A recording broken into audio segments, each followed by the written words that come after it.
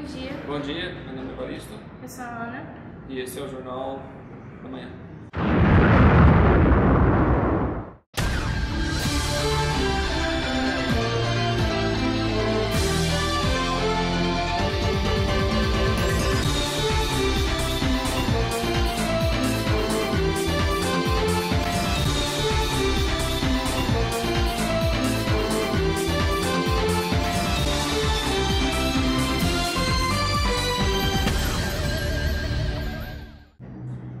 Uma série de vazamentos nas ruas de Marília.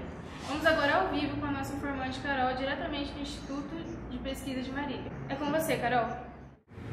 Bom dia, estamos aqui com a Vanessa Dai. Ela é especialista sobre a questão de vazamentos e hoje nós vamos conversar com ela sobre diversos vazamentos que têm acontecido na nossa cidade. Vanessa, me responda, quais são as causas e as consequências desses vazamentos? Bom dia! A principal causa desses vazamentos é a má manutenção dos encanamentos que levam a água até a casa dos moradores. Em São Paulo, cerca de 40% de toda a água limpa ela é perdida durante o trajeto. Em algumas cidades brasileiras, esses índices chegam a mais de 60%.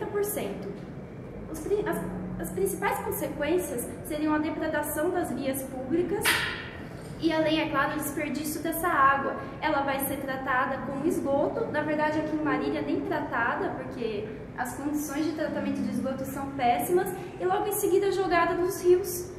Isso causa muita poluição e muitos problemas. O que tem sido feito para melhorar esse problema aqui na nossa cidade? Muito pouco. Certamente o governo ele não dá muita atenção a esses vazamentos, como vemos alguns casos aí de moradores que filmaram vazamentos que já estavam ali há vários dias e nada é feito. Muito obrigada, Vanessa. Voltamos com vocês aí no estúdio. Nossos jornalistas fizeram uma pesquisa na escola Tec Antônio Devisati sobre o uso da água com os primeiros, segundo e terceiros anos. Fiquem agora com o nosso repórter no campo.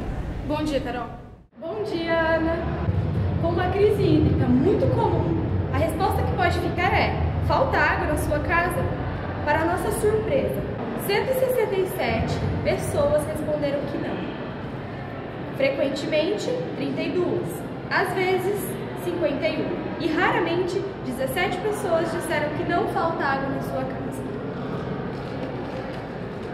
Com essa crise, uma das formas de solucioná-la é a reutilização de água, seja ela da chuva, da máquina de lavar. Vamos ver como eles fazem isso?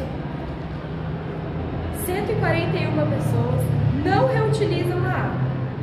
70 reutilizam a água da máquina. E 12 reutilizam a água da chuva.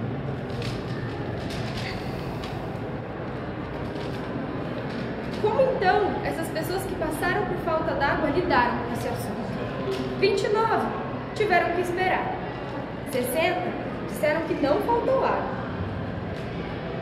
2 disseram que não deram as descargas todas as vezes que necessário. 2 também usando água de galões. 16 tiveram que ir para casa de parentes. 45 economizou a água da caixa e 11 tomaram banho de caneca. Essa foi a nossa pesquisa, feita com os alunos de primeiro, segundo e terceiro ano da Escola Tec Antônio Devisati. É com você, Ana. Vamos agora aos comerciais.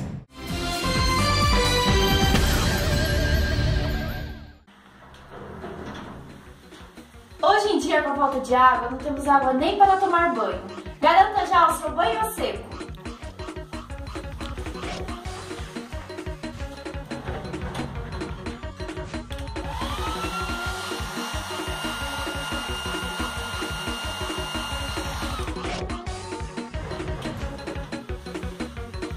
Como vocês puderam ver, em apenas alguns segundos, você já sai pronta para o baile. Ligue agora e garanta já o seu chuveiro a seco por apenas 12 parcelas de R$ 999. 3343-1000, o telefone mais tocado do Brasil.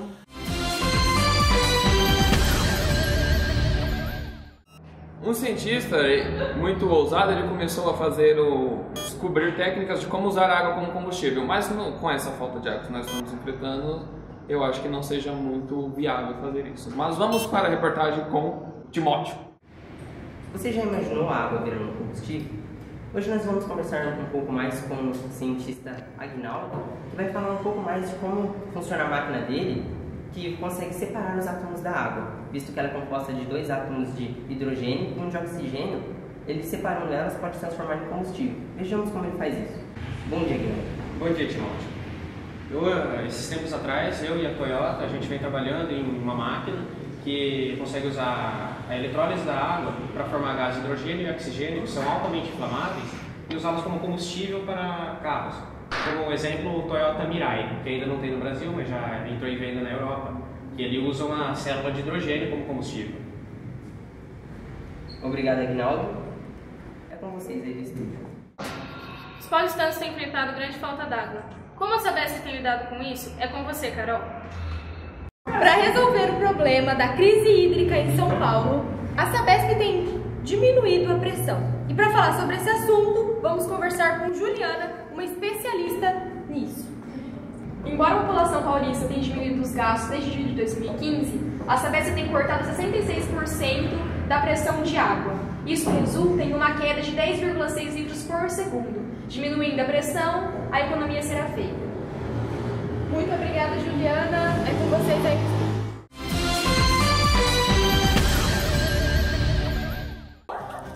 Garanta já o seu espaço na escola de dança Tribágua, pois com esse aquecimento global, ninguém vai aguentar ficar sem água. Por apenas R$ 159,90 por mês, você terá sua dança da chuva particular e não sofrerá sem água.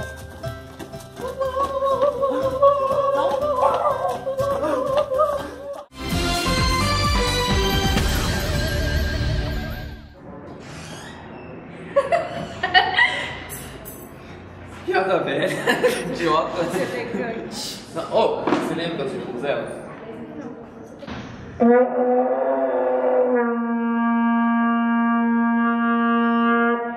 Tinha que ser tão alto esse troço. Agora nós vamos passar pela reportagem do Lucas Takashi falando com o Dr. Roma sobre a Baía de Guanabara e o risco para os atletas em 2016. Atletas que irão competir nos Jogos de 2016 terão que nadar em águas com altos níveis de contaminação. Vou conversar um pouco sobre isso com o Dr. Roma. Boa tarde. Boa tarde. O que você diria sobre essas águas? Eu diria que é uma situação de calamidade de saúde pública e nós não podemos admitir isso em pleno século 2015, onde a sustentabilidade, né, é uma coisa aí que está se vendo. E foi encontrado também muitos níveis de adenovírus nas águas do Baía de Guanabara. E esses vírus podem implicar em diarreia, doenças no estômago, causar danos cerebrais ou cardíacos nos atletas que eles estão vindo de fora. Né? O governo deveria se preocupar mais com toda essa coisa que está acontecendo. Falando em governo, você acha que esses níveis tão altos de bactérias poderiam surgir um nome no Brasil? O Brasil já tem um nome absurdo, né? Na praça, né? Obrigado. Mandamos uma repórter até o Nordeste para saber como está a situação da água. Bom dia, Bianca. Como está a situação aí? Bom dia, a situação está realmente muito ruim aqui no Nordeste. Cerca de mais de 60 cidades já sofrem com a falta de água. E o governo só se comprometeu a mandar caminhões-pipas para suprir necessidades da população. E enquanto esse problema não é solucionado por completo, os habitantes gastam mais de R$100 com galões de água para suprir as suas necessidades. Está muito complicado. É com vocês aí do estúdio.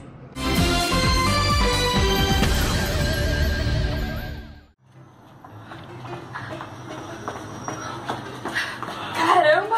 Nossa, Hoje foi realmente muito cansativo. essa maratona. Preciso de uns 2 litros de água. Eu também. Tá aqui as cápsulas. Nossa. Nossa, que refrescante. Parece muito que eu bom. nem corri essa maratona. Verdade. Por apenas 599, leve seu frasco de ômega H2O. Uma cápsula te garante 2 litros de água.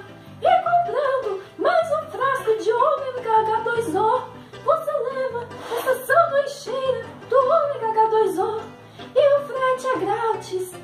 Idosos, aposentados e pensionistas do INSS podem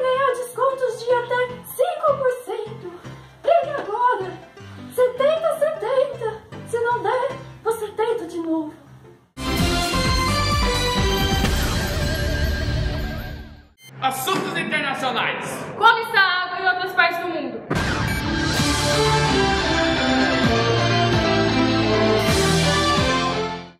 Olá, meu nome é Arnaldo Borrasca. Nossa equipe contatou pessoas de outros países para ver como é a situação da água lá.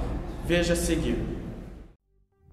The water quality in Germany is very good. The top water you can drink without any problem. The used water is going to a filter plant where the water is physically, biologically and chemically cleaned.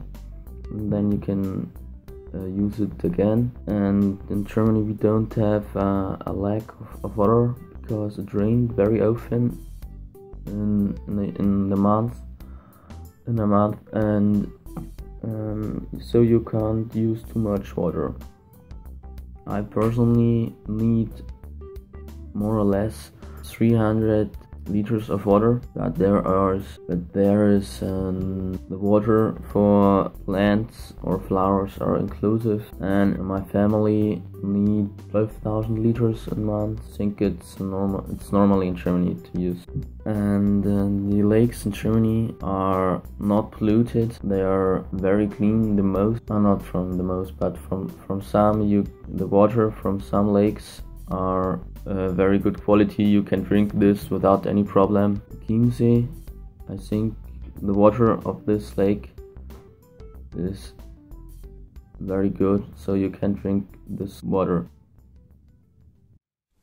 Hola, mi nombre es Luciano y soy estudiante de Ingeniería Química Ambiental de la ciudad de Arica, Chile, del extremo norte de mi país.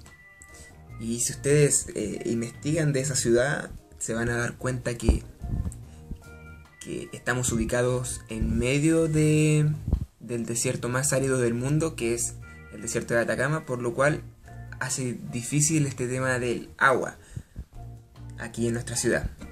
Básicamente, el sistema de captación de agua es a partir desde las napas subterráneas, ya que se generan a partir de las lluvias, los riegos, y aquí en Arica tenemos una o dos napas subterráneas desde las cuales se extraen agua.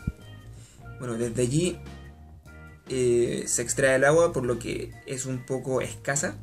Existe escasez de agua aquí en Arica por el terreno, por el clima, ¿ya? Y en general en Chile también, ¿ya? No es un recurso un poco limitado, por lo tanto también es caro, ¿ya? A veces la factura cuesta alrededor de $20 o $25,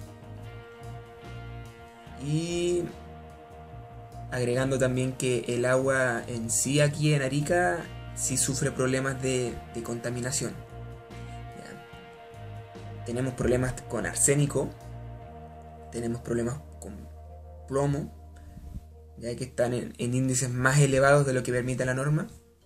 Tenemos problemas con boro, ya que son compuestos que de por sí son tóxicos para la salud. Así que eso hace que se tenga que invertir mucho dinero en sistemas de tratamiento de agua para poder tener un agua de calidad y que sea potable, ¿ya? Igual en este sector tenemos bastantes empresas que son mineras, ¿ya? Las cuales también de por sí usan mucha agua. Por lo tanto, hacen que los consumos de agua suban y los precios también, ¿ya? Aproximadamente, yo diría, más de la mitad del consumo industrial del agua, se dedica a ese rubro, más del 50%. Yo diría que un 30% es para la zona urbana. Así que el problema del agua aquí en Arica es algo notorio, pero por eso se está tratando a base de sistemas de ingeniería, de sistemas de tratamiento, para poder controlar este problema. Espero que les haya gustado. Tchau. Oi, meu nome é Mariana, eu tenho 26 anos, eu sou engenheira florestal e atualmente eu estou estudando o meu doutorado aqui na Austrália. Eu já morei também na França e no Canadá, e por isso me pediram para responder algumas perguntas sobre a questão da água nesses países. A primeira pergunta é sobre a qualidade da água. Eu acredito que nesses 3 países a qualidade da água seja boa depois de tratada, porque a população mesmo, eles tomam a água diretamente da torneira. Então eu acredito que o tratamento aqui é muito bom. Dentro dos grandes centros, das grandes cidades, a água em si, dos rios, também é poluída. Lógico, dentro de uma cidade existem muitas fontes de poluição. Então, você não pode nadar, não pode ter esse contato direto com a água nos grandes centros. Então, acho que isso não muda muito de país para país. Lógico, existe um tratamento para todos eles, em todos os países. Não sei a diferença de tratamento, mas eu sei que na França as pessoas normalmente usavam um filtro para beber a água direto da torneira, porque tinha muito sais e podia ocasionar problemas de rim. Então, não sei se é um tratamento diferente, pela água ser mais poluída do que nos outros centros. Talvez seja por isso. A outra pergunta é sobre a falta de água. Na França, eu sei que eles têm uma cultura muito forte de economia de água, tanto que a piadinha sobre franceses não tomarem banho não é totalmente mentira. Eles evitam tomar banhos longos e às vezes não tomam todo dia mesmo, por causa dessa cultura de se economizar água. No Canadá, eles também têm o governo incentiva muito o racionamento de água, apesar de ser um dos países que tem mais água doce do mundo. A consciência ambiental é muito forte, então as pessoas não tomam banhos demorados, elas não lavam quintal, raramente lavam carro. Então eu acho que essa cultura que faz com que eles economizem a água mesmo. E aqui na Austrália eu sinto também a mesma coisa. Aqui o incentivo do governo é muito forte, porque é um país muito seco. Então, o racionamento tem que ser realmente sério. Então, durante o verão, que é o tempo mais seco, as pessoas têm que fazer realmente esse racionamento de água. E até incentivam a não dar descarga quando faz xixi. Então, pra não gerar esse consumo a mais. Então, eu acho que a consciência ambiental em todos esses países é bem forte em relação à água, ainda mais comparando-se ao Brasil. E a gente sente bem essa diferença quando a gente chega aqui. O pessoal não toma 2 banhos, como às vezes normalmente a gente toma no Brasil. Lavar calçada, lavar quintal, isso não existe aqui. Eu acho que deve ser até questão de levar uma multa mesmo. E o consumo de água eu não sei dizer exatamente como que é. Eu pesquisei aqui na Austrália e a fonte que eu encontrei, eles falam que o consumo por pessoa por dia é de 150 litros.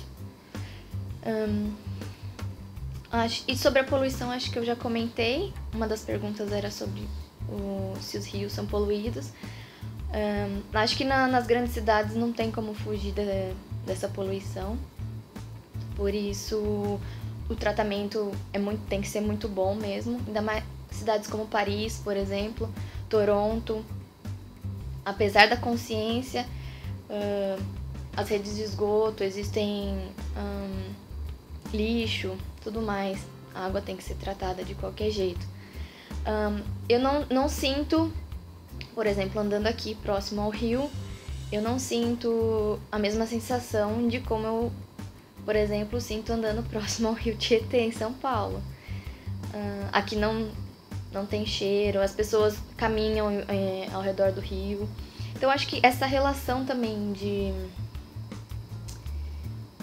pertencer ao local, assim, de ver aquilo como seu, de preservar, porque vai te fazer bem. Então, acho que as pessoas são muito conectadas com a natureza. Então, então isso ajuda bastante, acho que na conscientização. Espero ter respondido todas as perguntas. Qualquer outra pergunta, entre em contato. Tchau, obrigada.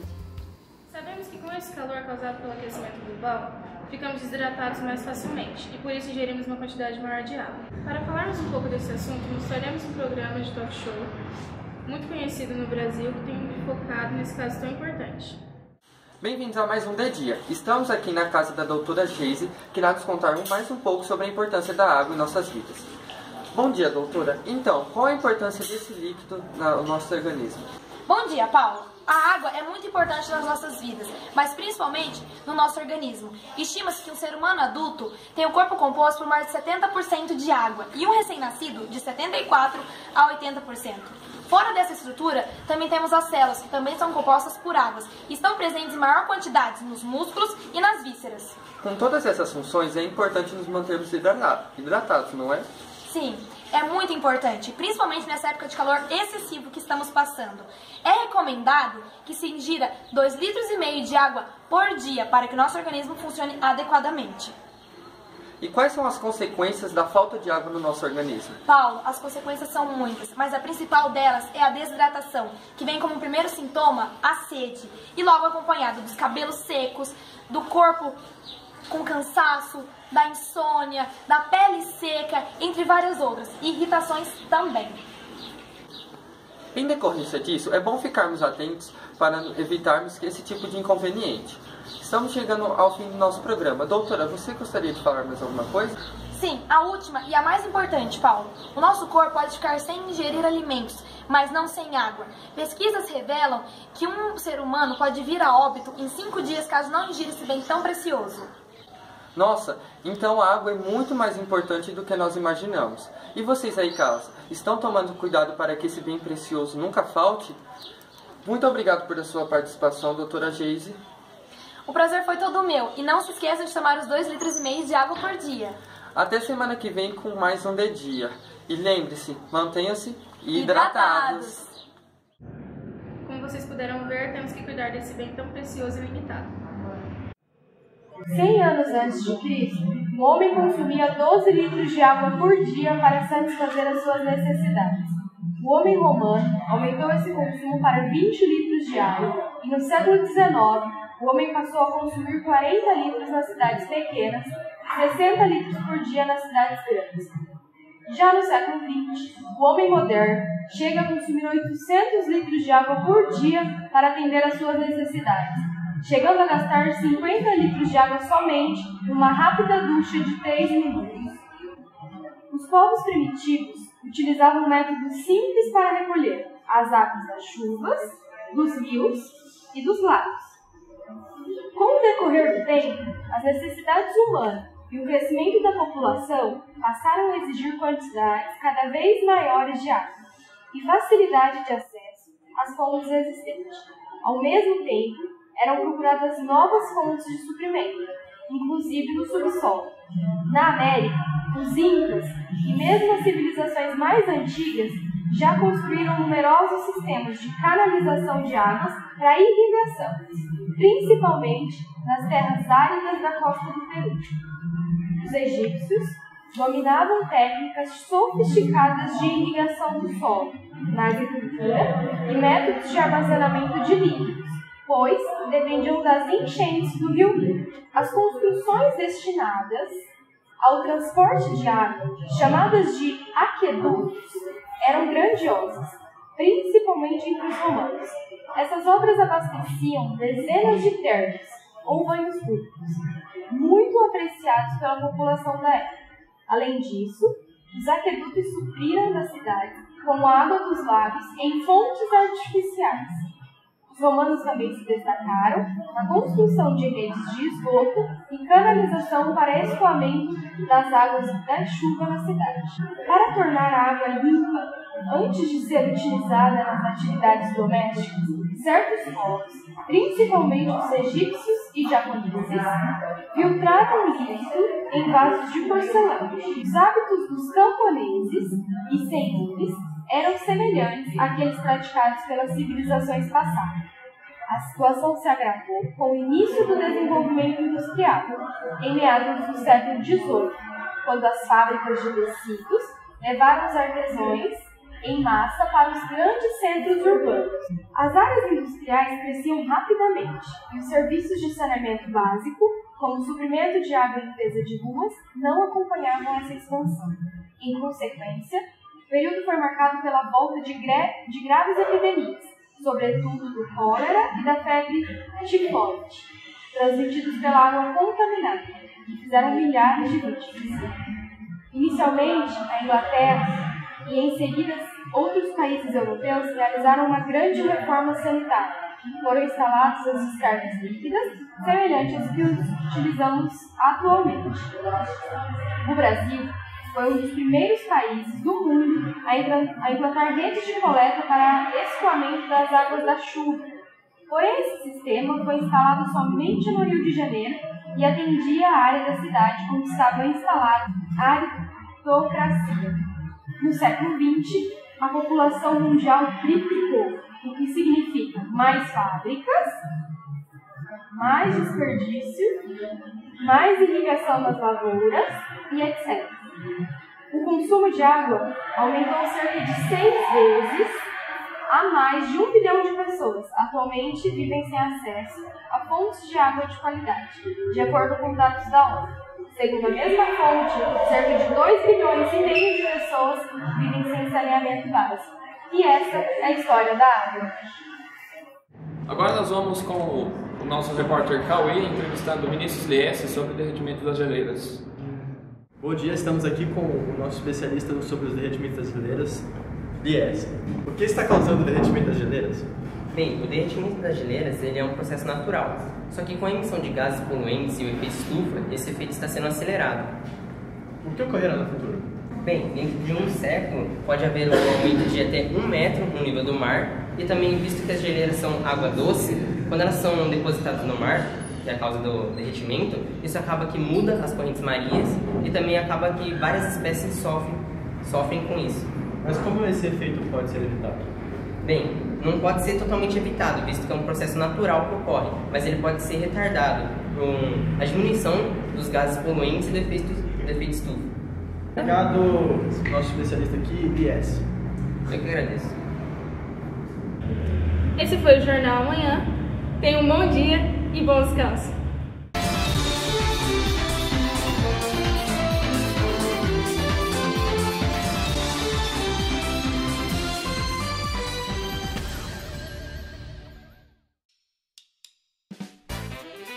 Oh, você lembra das coisas dela? Espera aí, de novo, grava. Take Bianca. Pera aí, ó. Vamos lá. Take Bianca. 1. Take Bianca. 2. Vai logo. Take Bianca. 3. Take Bianca 4. Mandamos uma repórter até o Nordeste para saber como está a situação da água. Então, Bianca, como está? Por que você olha pro lado?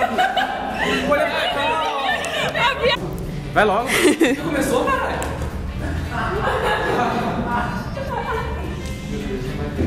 Produção, ok? Produção, pode começar?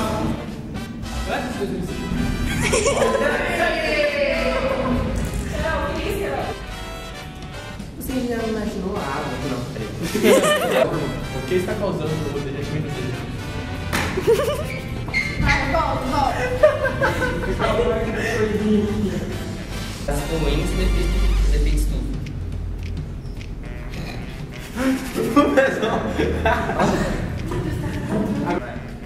Para resolver o problema com aqui... Olá, meu nome é Arnaldo Borrasca e nossa equipe contratou... sei lá como Garanta já o seu espaço na escola de dança Tribágua, pois com esse global torpo! Essa bolsinha! Nossa, gente, isso é muito mais. Seu último show foi excelente. Você não poderia cantar um pouco pra gente? Não.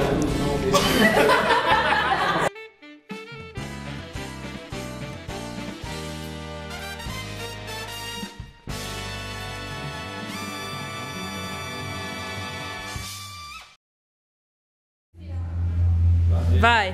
Don't let your dreams be dreams. Just do it!